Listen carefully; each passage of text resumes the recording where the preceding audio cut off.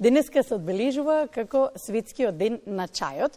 По тој повод ќе се обидеме да одговориме малку повеќе на оваа тема и да разрешиме некои митови, можеби вистина и вечната дилема кога е во прашање чајот и утринскиот ритуал, еден од најубавите со кој што ние македонците традиционално го започнуваме денот, а тоа е со првата чаша кафе. И сега вели вака, подобро е да испиете чај отколку кафе и има зошто е тоа подобро така.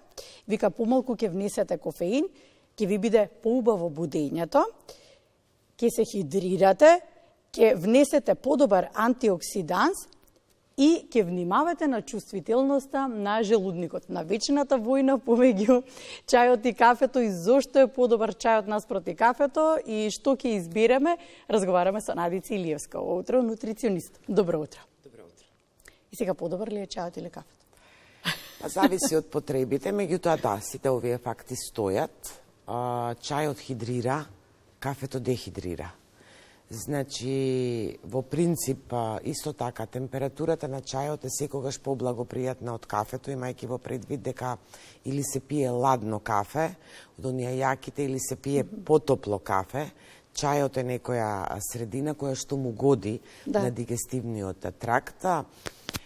Напливот на кофеин, знаете, и чаевите содржат во себе кофеин, меѓутоа тоа количество е многу помалку.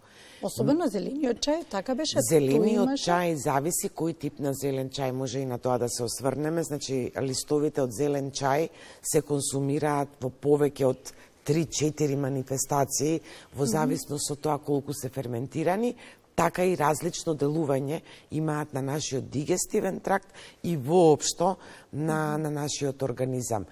Меѓутоа, стои тоа дека чајот е поблагопријатен, повеќе не хидрира, поблаго не буди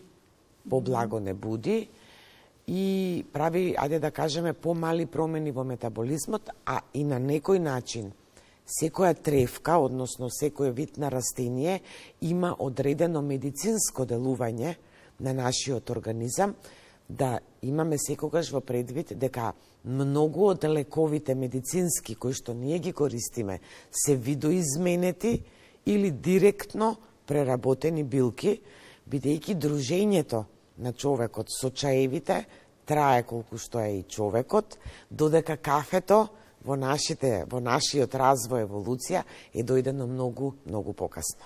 Ние некако, кога велиме за традиција, немаме навика кога е летен период да пиеме чај, иако, сакав да ве прашам за истиот како делува на организмот. Обично зимно време, кога е постудено, па и кога имаме некој здравствен проблем, особено грлото ако не боли и ако сме болни и така натаму, така си помагаме со чајот. Дали тоа треба да ни биде како еден дневен ритуал, да се обидеме да ни биде дневен ритуал, можеби, или временски, кога ќе го посоветувате дека повеќе пријатен? Дали во летниот период, дали во зимскиот период? Сега некои митови или вистина да ги објасниме. Чајот е добро да се конзумира во текот на целата година.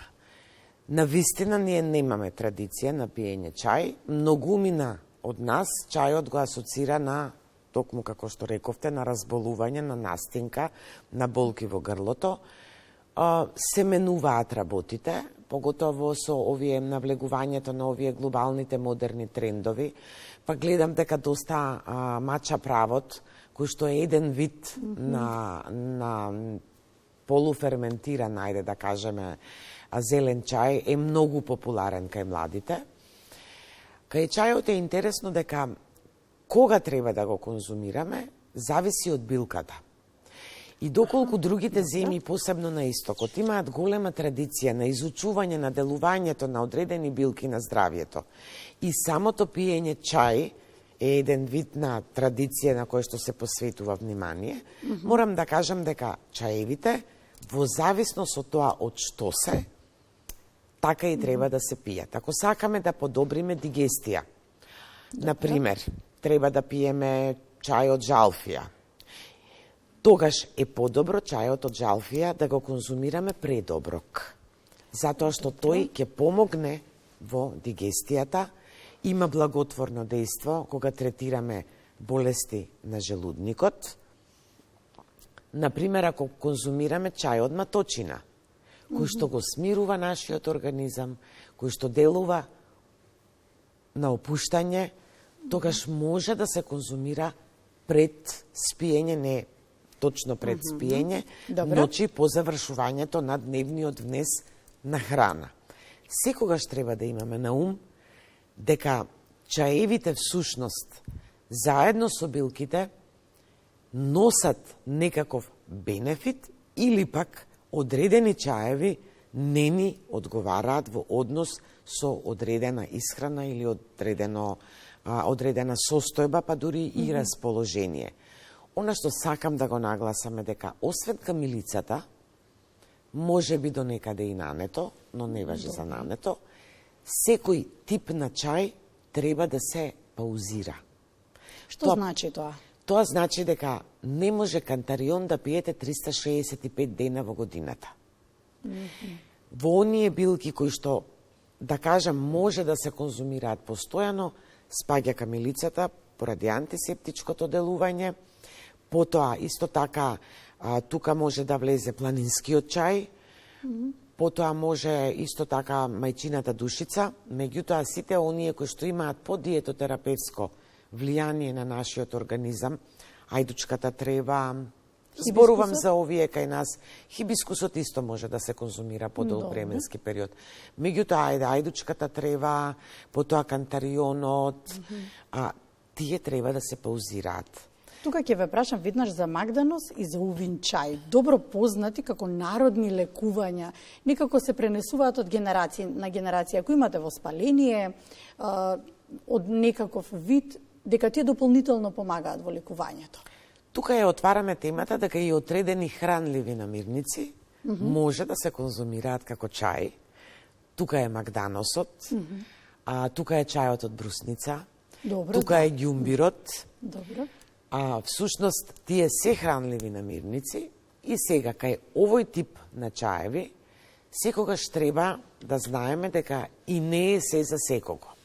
Доколку имаме организам кој што веќе е третиран, например, со силни лекови за намалување на крвниот притисок или за намалување, за исфрлање на течностите од организмот, таков тип на лекови, тогаш магданосот ќе го засили дејството на тие лекови, па може да се случи и да не ни годи толку многу. Добро. Меѓутоа, сите овие чаеви, посебно кога станува збор за мешавината која што ја нарекуваме увин чај, увен миксот, тоа има директно диетотерапевско дејство, односно лековито дејство.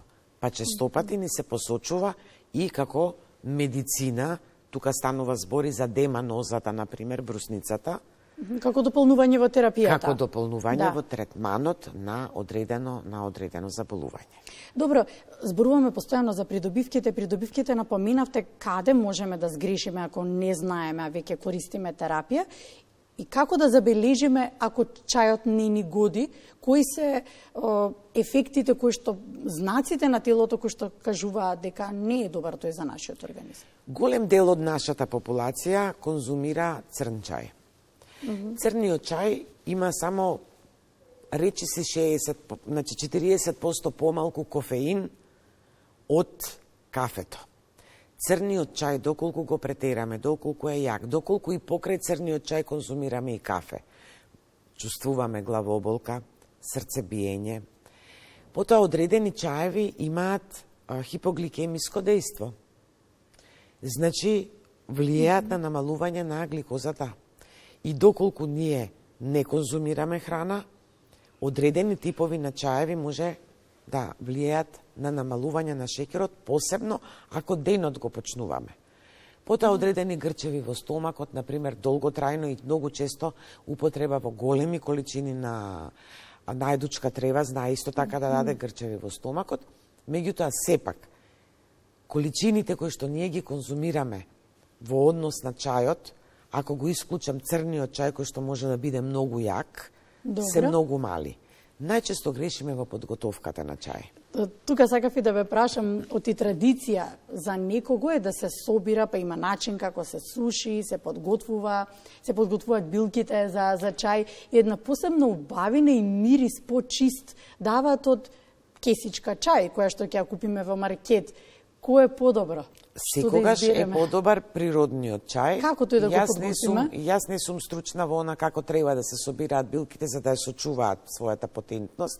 Меѓутоа, основната грешка е, освен таму каде што е нагласено од фармацевтите, не треба да го вриеме чајот, бидејќи тогаш се губат голем дел од антиоксидансите и полифенолите за кои што ние всушност и го пиеме чајот.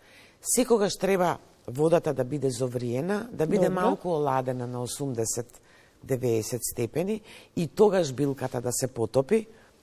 Некои чаеви се чуваат неколку минути, некои најмногу до 10 минути, меѓутоа долготрајното чување на билката во топлата вода значи изголемување на јачината на чајот.